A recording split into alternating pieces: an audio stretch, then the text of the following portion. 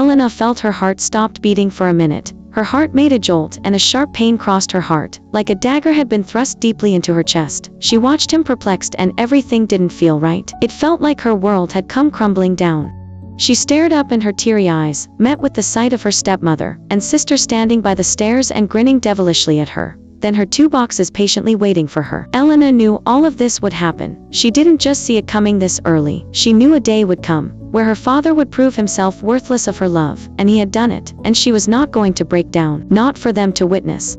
She shut her eyes, blinking back the tears that burnt the brim of her eyes. Her hand reached to her boxes. She made a turn to leave, and that shocked her stepmom and sister. They had expected her to clench to her father's leg and cry while they still convinced her father to not let her stay. "Won't you apologize to Daddy?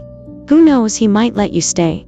The mockery voice of her stepsister pulled her leg to a halt, and she turned to her father. "If I apologize, would you let I stay?" It was a question that needed an answer, and time her brows were raised.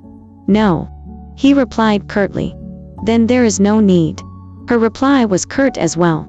She picked up her bag and walked out of the house with tears pouring down her cheeks and her heart thumping in pain. She wanted to blame Dante for causing her all of this pain, but she couldn't bring herself to lay any accusations, cause none of this would have happened if her father loved her rightly. She was completely broken, and all of these had chosen to happen at the wrong time. She had absolutely no one to go to. Mira was going through so much, and she was a bad friend to have not reached out to her since yesterday. She made a mental note to drop Mira a message once she found somewhere to stay.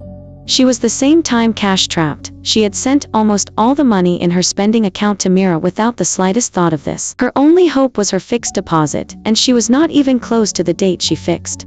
She sat down at a bus stop and stared up at the clamoring sky. It would rain soon. She released a sigh, blinking back the tears that burnt the back of her eyes. The money in her spending account wasn't even enough to lodge a hotel. Elena sat on the bench, hugging herself tightly, while the rain began to pour. Her eye glistened yet again, and the thought of her mother nagged at her. She cried, hoping to meet her mother someday, cause she needed to ask why her mother chose to die and leave her all alone. She hugged herself tightly and grieved in the rain. With each moment, Elena realized that she was doomed and needed to find a place where she would leave herself out here for the hungry thugs to feed on. The rain was finally over, with just a few droplets pouring down, and Elena came up with the only decision: to give herself to her professor if he agreed to take her in. She searched through her bags, and luckily the card with his address was still in it. Elena dragged her luggage to Dante's huge villa gate after sliding her pass card. She rolled her box to the doorstep and let out a sigh. It was quite late, and Elena feared that he might reject her. She stared up at the luxurious building and wondered how a college professor could own something like this. After so much fumbling and praying, she placed a knock on the door, and it opened after a while, presenting her with the sumptuous view of Dante, only wearing tight wet boxers, water droplets sliding down his tanned muscular chest. Elena gulped down the hitches in her throat, fighting to keep her gaze in check, but her eyes unconsciously drifted to the bulge hidden under his underwear, loads of heat trailing out of her body. Dante's hand reached to her chin and raised it up, his cold, flirtatious gray eyes piercing into her shivering, needy body. "My eyes are right here, Elena. Why are you here?" That low, husky voice sent a wave of heat straight to her core, making her knees weak instantly. She trembled slightly, voice barely above a whisper. "I am ready now, Professor.